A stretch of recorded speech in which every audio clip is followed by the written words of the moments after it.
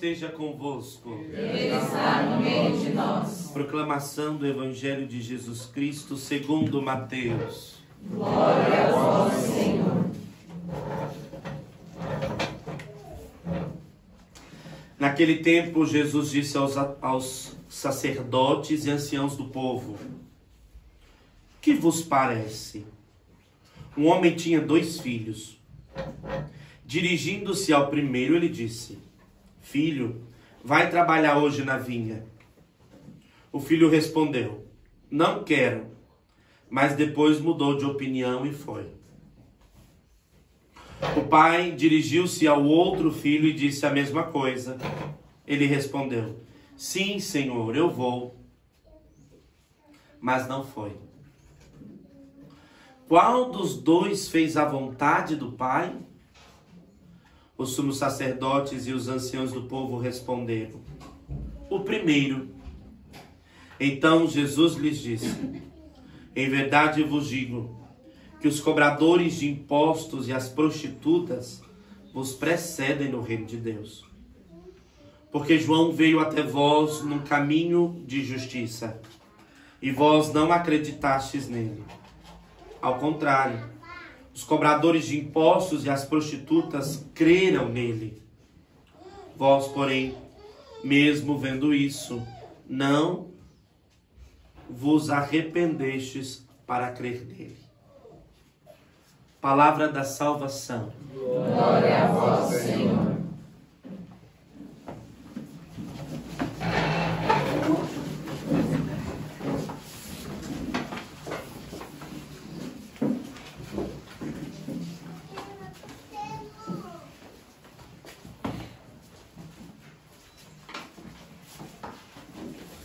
Nós estamos já na 26ª semana do tempo comum.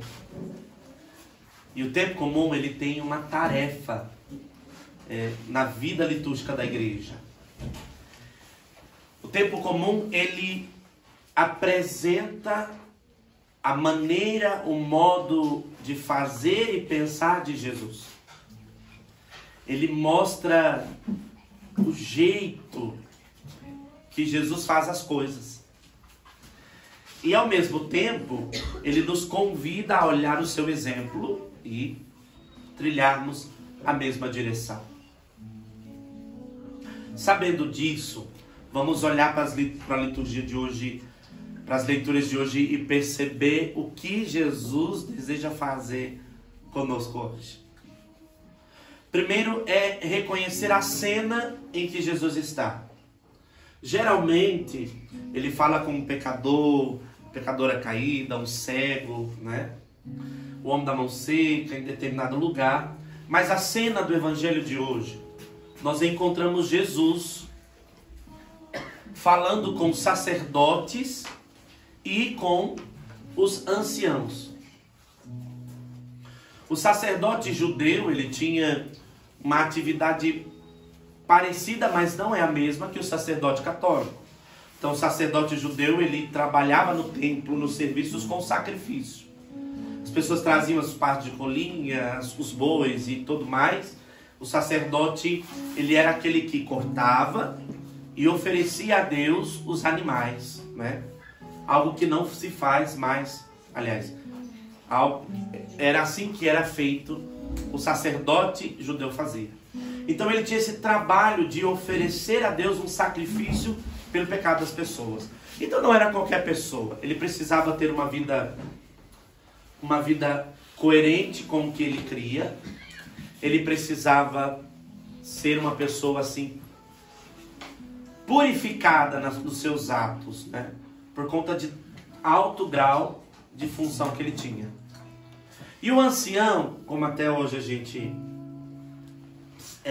faz esta memória, o ancião lembra aquele que tem sabedoria, né?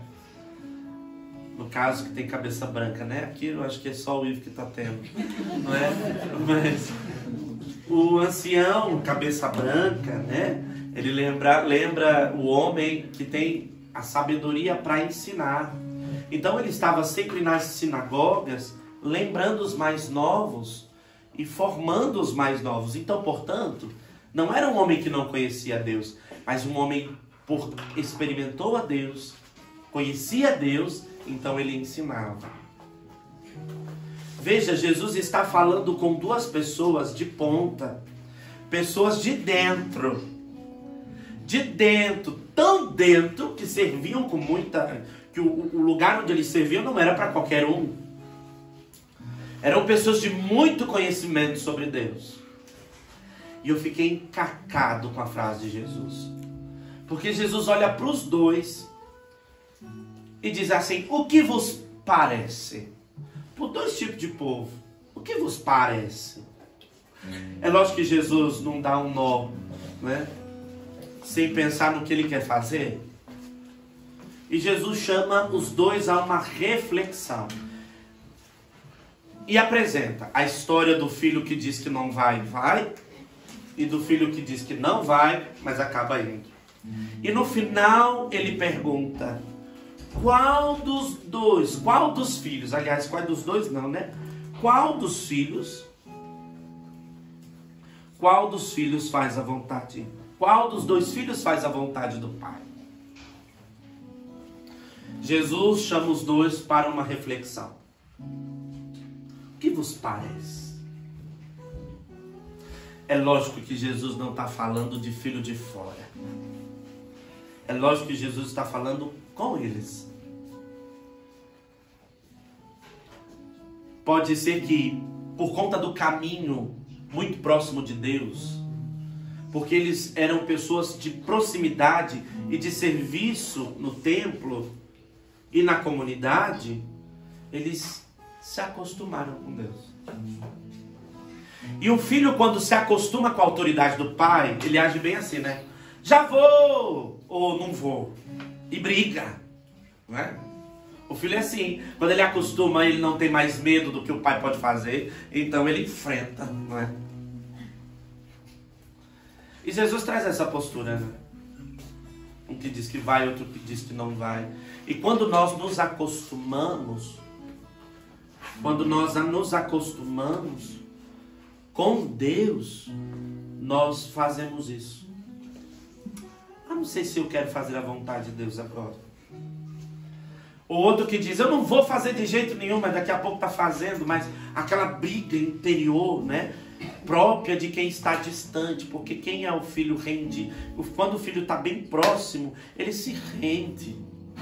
Mas o filho distante, ele coloca sempre condições. Ou quando não põe condições, ele ainda diz: eu não vou. Quem sabe o ancião que ensinava e o sacerdote que reconciliava eram os dois que estavam distantes. Porque se acostumaram com Deus. Eu gosto muito de Bento XVI quando fala desse evangelho. Ele diz assim, que há um terceiro filho nesse evangelho. Não é nem o que disse que não ia, e nem o que disse que ia e não foi. Mas o terceiro filho é Jesus de Nazaré. Diante daquilo que eles viam do que era justo e não justo, Jesus estava ali como a imagem do filho. Ele estava ali, eu sou o filho. Ele estava querendo trazer para o sacerdote acostumado, para o ancião acostumado, com tudo aquilo que eles celebravam e faziam, olhem para mim. Eu sou a imagem do filho que depende do pai. Quando a carta aos Hebreus fala de Jesus, ele diz assim, sobre Jesus. Jesus é aquele que diz: eis que venho fazer com prazer a vontade do Pai. Eis que venho fazer com prazer a vontade do Pai. Então ele não se cabe nesses dois filhos. Nem o filho que diz que vai não vai, nem o que vai não vai, uma confusão toda. Não, esses dois filhos não representam Cristo. Mas ele é aquele que vai obediente, disposto a fazer a vontade do Pai. Jesus está ali, de algum modo, querendo abrir os olhos deles e dizer: olha, o jeito que vocês foram filhos, o jeito que vocês servem, sim, até agrada o coração de Deus, mas a partir de agora, há uma nova filiação. A partir de agora é um novo modo. A partir de agora é um novo jeito. O que vos parece, mesmo que todo o julgamento que vocês tenham seja bom, mas há um modo melhor. Há um modo bem melhor. Há um modo melhor. E é forte quando nós ouvimos Jesus assim denunciar, não é? Vocês que conhecem a Deus podem não entrar no céu, mas aqueles prostitutas e tal, eles vos precederão. Sabe por quê? Porque eles escutam e logo obedecem, enquanto que o filho rebelde, ele perde muita coisa por conta da sua rebeldia. A rebeldia faz demorar a chegar à graça. Eu vejo aqui nos pais da comunidade, quando os filhos fazem rebeldia, e aí perde o doce, perde algumas coisinhas, né? Ah, não, então não vai comer o doce agora. Pois é, a teimosia faz demorar a graça a chegar. E quando a gente vê a imagem de Jesus, ele é aquele que faz a vontade do Pai com prazer. Pergunta para o irmão que está do lado aí, que tipo de filho você é?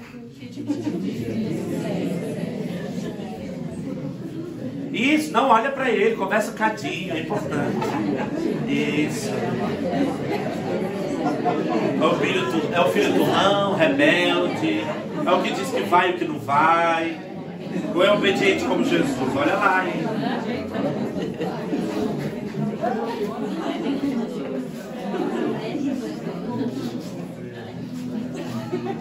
Jesus é o filho inteiro. Jesus é o primogênito. Jesus é este filho inteiro.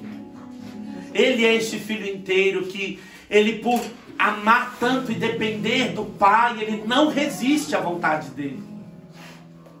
E o que nós precisamos olhar para a liturgia de hoje é perceber que a nossa religião, a nossa fé, não pode fazer com que a gente se demore em fazer o bem. E a gente se demora em fazer o bem porque ainda em nós há rebelião, filhos rebeldes. Mas quando nós encontramos a imagem do Filho, nós não podemos nos demorar. Jesus é o espelho que nós devemos seguir. Jesus é o espelho. E aí é interessante, né? Quando olhamos para o espelho, reflete. Se a gente tá bonito, reflete, né? Pois é. Se a gente não tá, também reflete, né? Pois é. Tem o que fazer. Jesus é a imagem de Deus, mas Jesus não reflete o nosso erro, mas ele recorda que nós temos uma imagem, nós temos uma dignidade. E que, quem sabe, as marcas, as poeiras, as coisas que a gente está intoxicando a nossa cabeça, tem tirado a nossa imagem de filho de Deus. E feito viver assim, feito viver distante de Deus. Bento XVI, outro momento, diz: a vida cristã deve medir-se continuamente pela de Cristo. A vida de Cristo, a vida cristã deve ser medida continuamente a partir e pelo Cristo. Olhar para Jesus é encontrar a medida para mim. Jesus é a medida para mim. A medida de largura, de altura, de profundeza. Jesus é a medida para mim. Jesus é a medida para mim. Pois é. Jesus é a medida. E nós precisamos, assim, Ele como Filho de Deus, nós precisamos pedir que Ele nos ensine também a viver a medida. Viver a imagem dEle. Então, qual é a maneira, qual é a direção que Deus nos deu para parecer com Jesus? Ou parecer com o Pai? A maneira é os 10 mandamentos. Os 10 mandamentos é a medida. É a linha de corte. Ou melhor, é o reflexo, né? É a imagem que nós precisamos ter. E viver. Os 10 mandamentos. Vamos para a prova oral, né, João? Será que dá certo? Primeiro mandamento qual é? Amar a Deus sobre todas as coisas. Segundo. Não tomar seu santo nome em vão. Terceiro. Guardar domingos e festas. Quarto. Honrar pai e mãe. Quinto. Não Sexto, não pecar contra a castidade. Sétimo, Não furtar. Não falar. Não sei. Os mandamentos, meus filhos, os mandamentos são para nós a medida para parecermos com Jesus. Cada um dos mandamentos, eles devem ser para nós assim uma direção. Porque quando a gente se afasta dos 10 mandamentos, nós tendemos ao erro e ao mal. Vamos descer em alguns, por exemplo. A revelação, assim, hoje que é muito importante para nós. Não tomar seu santo nome em vão, por exemplo. Se a gente vai parar um pouquinho para conversar, alguns vão dizer que não tomar o santo nome de Deus em vão é simplesmente não falar o nome dele nas brincadeiras. Mas não tomar o santo nome de Deus em vão é muito mais do que não só utilizar nas brincadeiras. Eu vou tentar explicar isso com a história lá de casa.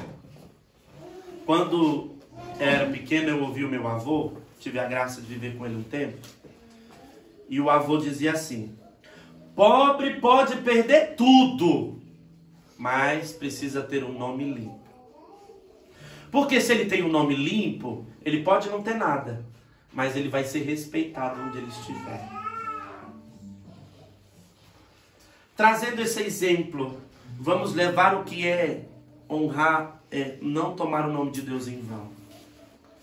Não tomar o nome de Deus em vão é ter a palavra dele em nós. E viver de acordo com a palavra dele em nós. E vivendo de acordo com a palavra de Deus em nós. Não ter uma vida porca. Para que as pessoas olhando para nós, olhando para o nosso caminho, possam dizer: esse é uma pessoa honrosa. Olhando para nós, vão dizer: de fato, ele vive o que crê. O não tomar o nome de Deus em vão é agir de acordo com a fé que professamos. E é um grande desafio, não é? Ai, como é? É um desafio muito grande. Porque nem sempre a palavra, nós queremos deixar que a palavra produza em nós. Porque dói o corte. Alguns aqui que não conhecem a comunidade, o sinal da comunidade tem o Cristo vazado. O meu tá difícil, dá o seu. O Cristo vazado. Porque para nós, enquanto comunidade, o Cristo e a cruz é o caminho. E nós vamos vivendo os mandamentos nessa direção. E aí viver os mandamentos é passar pelo vazado, para deixar o excesso. Quais são os excessos diante dos mandamentos que nós temos vivido? Os excessos que têm nos roubado da nossa filiação, da nossa família, da nossa casa e de Deus. Excessos, por exemplo, vamos pegar, por exemplo, amar a Deus sobre todas as coisas. Quando ainda não conseguimos amar a Deus e colocamos o amor nas pessoas, nas coisas, nas situações. E aí nós vamos vivendo tão forte isso que nós nos perdemos. Por isso, nós precisamos, para parecer com a imagem do Filho de Deus, nós precisamos dos mandamentos, amém? Amém. Olha para a pessoa que está do seu lado e diga: viva os mandamentos. Viva os mandamentos. Mas olha para a pessoa com carinho, com disposição. Isso, viva os mandamentos. A segunda leitura de hoje, nós encontramos na carta de São Paulo aos Filipenses uma frase forte que é: tende em vós os mesmos sentimentos de Cristo Jesus. Tende em vós. Para eu ter os sentimentos de Cristo Jesus, eu preciso lutar para viver os mandamentos. Toda vez que eu fujo dos mandamentos, eu não vou ter os sentimentos de Cristo. Então eu vou viver os excessos, vou viver os pecados, eu vou viver as situações, e eu vou desfigurando a minha imagem de filho de Deus. E aí eu vou cedendo a todo tipo de pecado, vivendo prazer no mundo, mas dentro de mim vazio.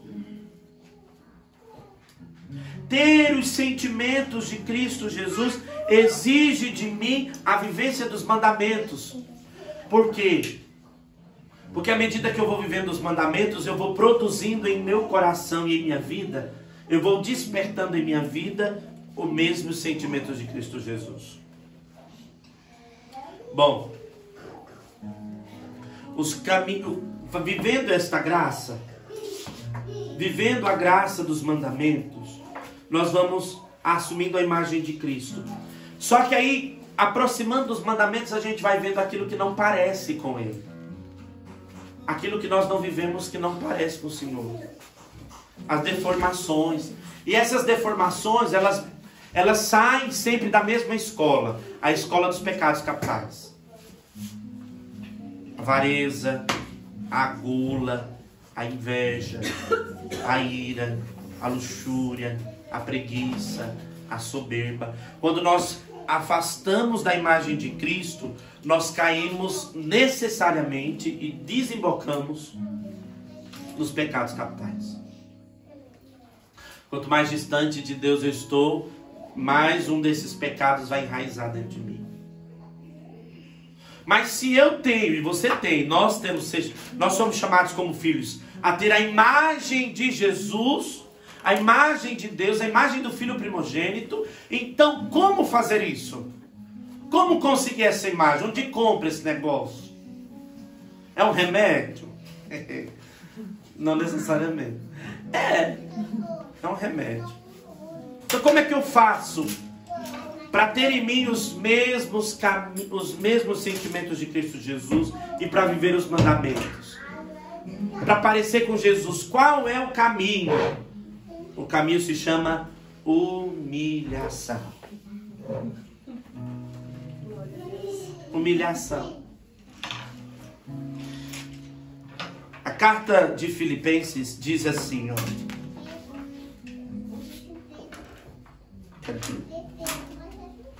Aqui, ó. Jesus, existindo em condição divina, não fez do seu ser a Deus uma usurpação, mas esvaziou-se, assumindo a condição de escravo, humilhou a si mesmo, fazendo-se obediente até a morte. Se Deus, para assumir a nossa condição, precisou se humilhar, nós, para assumirmos a condição de Deus, precisamos humilhar. Mas veja, primeiro vamos entender que tipo de humilhação é. A humilhação de não ceder ao nosso homem velho. Então é lutar contra ele. É humilhante você pegar um bolo cheiroso e você tem a vontade de comer e dizer assim, eu não vou comer. E você diz, não, você é maior que o bolo. E o bolo diz, não, eu sou maior que você.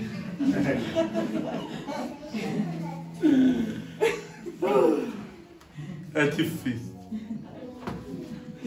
E aí você fica naquela briga. Humilhar a si mesmo é dizer, eu não dou conta de lutar com você. Tchau, tô indo embora. Vamos conversar, vamos. São Felipe Neto diz isso, né? Na luta contra o pecado, o vencedor é aquele que foge. Pronto. Né? Mas na condição aqui, a humilhação de não ceder. A humilhação de não ceder à avareza, à gula, à inveja, à ira, à luxúria. Gente, é uma luta. É uma luta humilhante brigar contra os pecados capitais em nós. Vamos pegar, por exemplo, o da ira. Quem aqui já se irou? Olha que povo bom, ninguém se ira, né? Existem dois tipos de ira. A ira que provém de Deus, como a gente vê na palavra. E a ira que provém de Deus, ela sempre é despertada diante do erro. Quando vê o erro, ele se ira. Quando vê o povo errado, ele se ira. Muitos de nós temos ira quando as coisas não estão no lugar. E a gente se ira. E a gente diz assim, de onde vem? É porque, de fato, nós estamos vendo as coisas fora do lugar. E por tanto esforço, a gente tem ira porque elas não se mantêm no lugar. Então essa ira é benéfica para nos impulsionar à ação.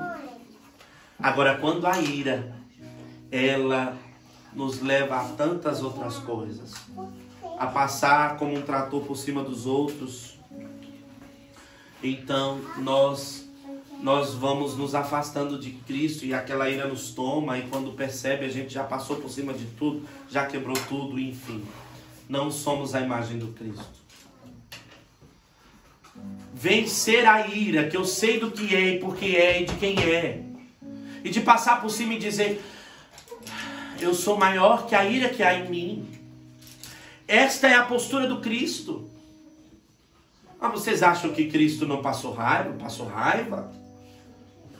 Com Pedro, com certeza.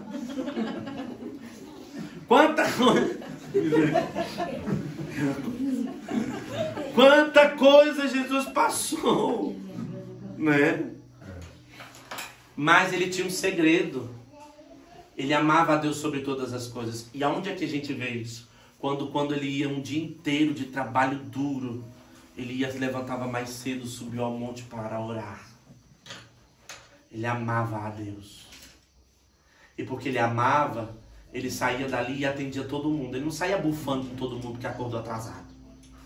Não, ele acordou mais cedo porque ele foi encontrar alguém que daria a ele condições de enfrentar todo dia. Vencer a si mesmo. Senão se a gente não colocar Deus sobre todas as coisas, como Jesus, a gente vai continuar brigando com o nosso despertador. E a gente vai continuar brigando e falando mal, e dizendo eu não quero.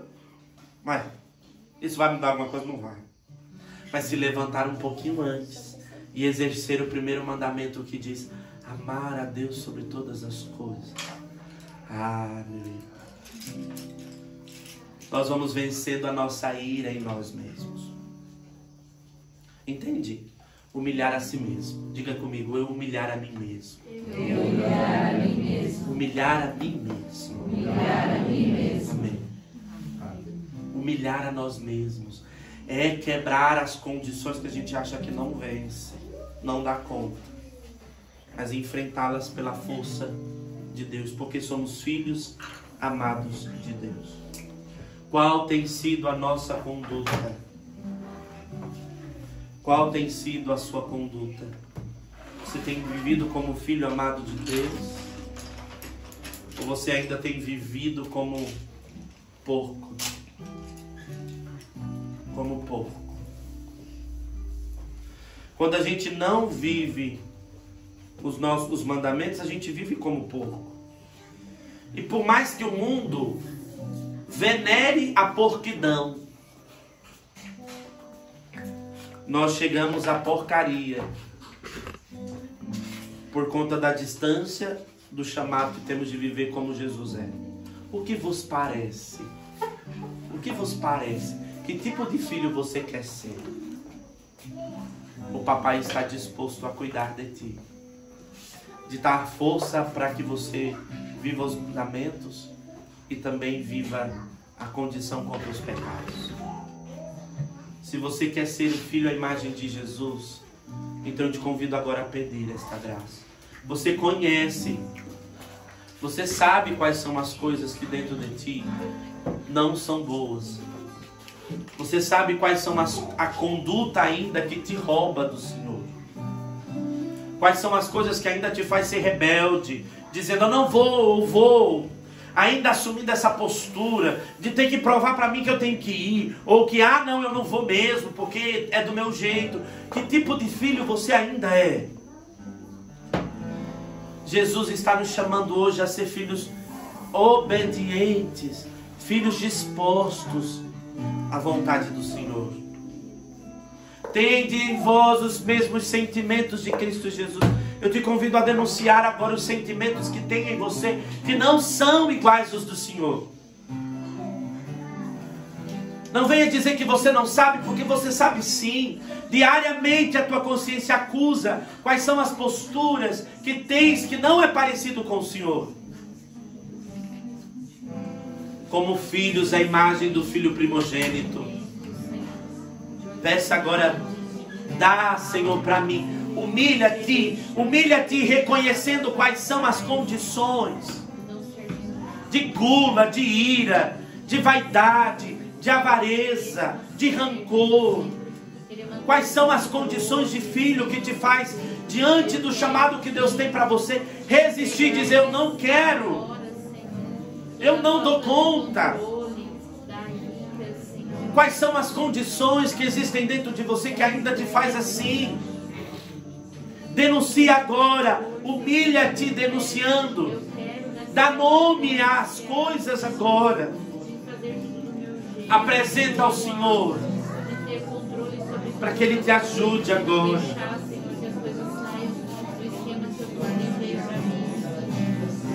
Querer dar conta disso, Senhor, e não exercer dentro de mim. Quais são as condições? A pequena via é amar, Ele ama, e porque ama, Ele quer mudar as condições. É por amor, é como Terezinha, é por amor que Ele quer mudar a nossa conduta e nos levar à conduta de filhos amados. Santa Terezinha, eu te peço agora, derrama sobre esta comunidade, sobre todos que aqui estão, um profundo batismo de amor, para que por amor nós vivamos a conduta de filhos à imagem do Filho. De não querer, Senhor, nós não queremos mais. Eu não quero mais. Eu não quero mais viver como rebelde. Eu não quero mais viver como órfão. Eu não quero mais viver na brutalidade dos meus atos. Mas eu confesso, Senhor, que é gritante dentro de mim. Como visitou a Terezinha, visita-me também. E dai-nos um batismo de amor sobre as condições.